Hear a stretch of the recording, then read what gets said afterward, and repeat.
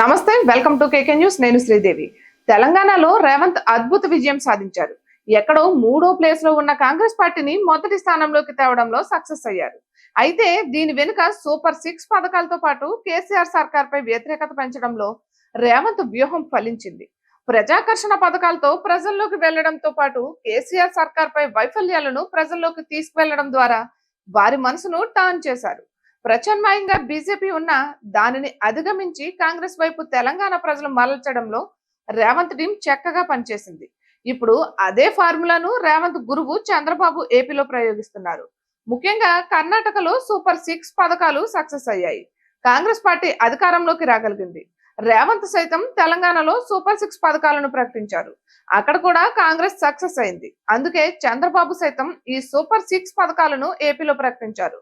మహిళలకు ఉచిత బస్సు ప్రయాణం, నెలకు 1500 రూపాయల నగదు సాయం వంటివి అందులో భాగమే. అదే సమయంలో అక్కడ కేసీఆర్ సర్కార్ పై మాదిరిగా ఇక్కడ జగన్ సర్కార్ పై ఒక రకమైన ప్రచారానికి తెరతీశారు. జగన్ పని అయిపోయిందంటూ ప్రచారం చేయడం ప్రారంభించారు.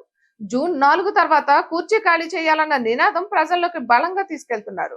రాజకీయ వ్యూహకర్తల సేవలను వినియోగించుకుంటున్నారు. తెలంగాణలో ప్రశాంత్ కిషోర్ శిష్యుడు సునీల్ కొనుగోలు సేవలను వినియోగించుకున్నట్లు మాదిరిగానే ఏపీలో మరో శిష్యుడు రాబిన్ శర్మ వ్యూహ చిత్రతను ఉపయోగించుకుంటున్నారు. నేరుగా ప్రశాంత్ కిషోర్ సలహాలు, సూచనలు పాటిస్తున్నారు. మీ ఆస్తులను దోచుకునేందుకే ధరణి పోర్టల్ తెచ్చారని కాంగ్రెస్ పార్టీ ప్రజల్లోకి బలంగా తీసుకెళ్లగలిగింది. ఇప్పుడు ఏపీలో సైతం ల్యాండ్ టైటిలింగ్ యాక్ట్ పై అదే స్థాయిలో ప్రచారం చేయడంలో చంద్రబాబు, పవన్ సక్సెస్ అయ్యారు. పట్టాదారు పాసు పుస్తకాలపై జగన్ బొమ్మ ఉండడం, రిజిస్ట్రేషన్ ప్రక్రియలో సైతం ఆయన ఫోటో కనిపిస్తుండడంతో ప్రజల్లో కూడా ఒక రకమైన అపనమ్మకం ఏర్పడింది. అందుకే భూదోపిడికి తెరతీశారని విపక్షాలు ఆరోపించడం ప్రారంభించాయి. ఇలా తెలంగాణలో రేవంత్ రెడ్డి మాదిరిగానే చంద్రబాబు వ్యవహరిస్తుండడం విశేషం. ఎక్కడైనా గురువును శిష్యుడు అనుసరిస్తాడు, కానీ శిష్యుడు అనుసరించిన వ్యూహాన్ని ఇప్పుడు గురువు చంద్రబాబు పాటిస్తుండడం విశేషం.